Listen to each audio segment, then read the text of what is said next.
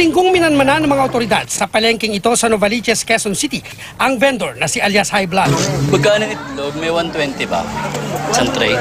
Nabuking ng pulisya na bukod sa panindang itlog, nag-aalok din daw ng shabu ang sospek sa kanyang mga parokyano. Nang makumpirmang nagtutulak nga ng droga sa palengke, agad siyang binilhan ng shabu ng pulis na tumayong buyer. Nakumpirmang nagkaabutan kaya inaresto agad ang sospek ng mga backup na pulis. Arestado rin ang lalaking tauhan niya na umano'y kasabwat sa pagpapakalat ng droga.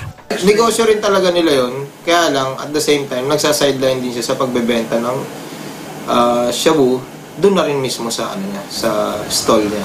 Bukod sa buy-bust money na nakuha sa mas nakababatang sospek, 7 plastic na may lamang shabu na pambenta raw nila ang na-recover. Tumanggi magbigay ng payag si alias High Blood, habang ang kasabwat niya aminado sa pagpapakalat ng droga. Hanap buhay yun, sir. Sama po sa hanap buhay yun. Hindi pa naman mawawala yun. Kayo po? Wala po.